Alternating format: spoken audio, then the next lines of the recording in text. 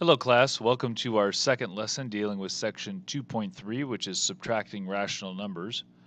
Remember, the key is to treat them just like integers in terms of should I add or should I subtract. And so you'll do the keep, change approach whenever you see subtraction, make an addition, then you can use your properties like the commutative and associative to help answer your questions.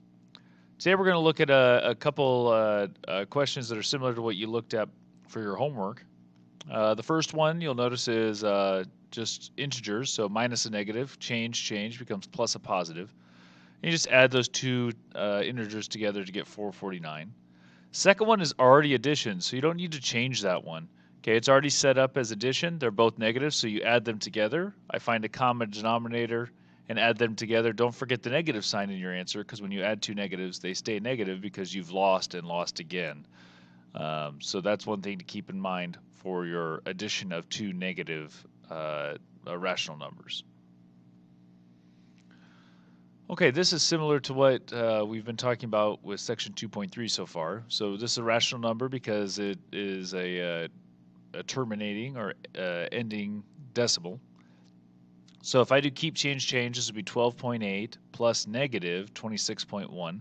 So really I'm going to take 26.1 divided by, or subtracting 12.8, and I get 8.8, but we have to know that the answer is negative because the bigger number was negative.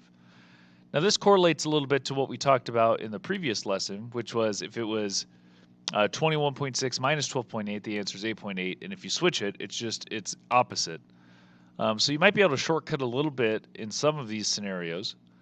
The next one, keep, change minus to a plus, change negative to a positive, and so this is one of each. And so this is again subtraction, so 3.7 minus 0.96 is 2.79, but then it's negative because the bigger number was negative to start with. Remember on these scenarios, a lot of times the arithmetic is not the issue because you have a lot of calculator pieces, but you need to be able to explain why the answer is what it is, and your explanations need to kind of match up with whatever you're talking about. So make sure that you're able to explain why the answer is negative 2.79, for example, on this set of questions. Okay, one scenario that you'll see is kind of the idea of like above and below sea level, the range idea when you have negative and positive temperature. And essentially that's the distance between two numbers on a number line. And anytime you do distance between two things, it's always higher minus lower. So that'd be 2 3/4 minus negative 3 1/4. And what many of you have figured out, like the temperature question, if I say one temperature is positive 15 degrees and the other is negative 20, it's really kind of adding their absolute values together. Okay, so when you're dealing with this scenario, you want to make sure that you're adding those pieces together correctly. And so you have 2 3/4 plus 3 1/4 because they're on different sides of 0. And you should get 5 4/4 if I do the mixed number approach, which remember 4/4 is one whole, which becomes 6. So that means the distance between these two spots would be a total of 6. The next question deals with a famous bridge called the 11/8 bridge. So if you want to Google search something or find a YouTube video, there's a bridge in North Carolina that, due to the fact that it has a railroad track above it and it can't go lower because of a sewer line, has a special clearance that, let's just say, some semi-trucks and moving trucks have hit. So if you wanted to look that up, an office building across the street set up a security camera to watch. Some of them are pretty crazy to see, so that might be something to look at. This is saying that you have a boat 2.1 feet below the surface, and the top of the boat is 8.7 feet above. So this is, again, that distance idea. We need to figure out how tall the boat is in total. So it's 8.7 above sea level, essentially, and 2.1 in the water.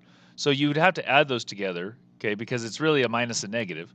And so the boat is really 10.8 feet. And then you're putting it on a trailer, so think about the boat. If you've ever seen that, kind of it goes on the trailer, so it's above the ground.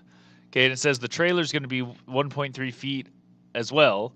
Oops, excuse me, we're almost done. 1.3 feet, and so a total of 12.1 with the trailer. So the question is, will it fit through this bridge, or I'm sorry, through the tunnel underneath the bridge?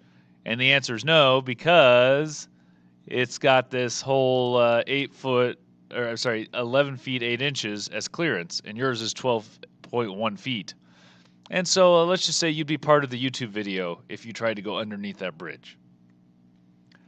Okay, that's everything I have for today. I wanted to give you some time to work on the lesson. Remember, these middle questions are all, so like 9 through 19 is all. Check your odd answers. Same thing on 23 through 26.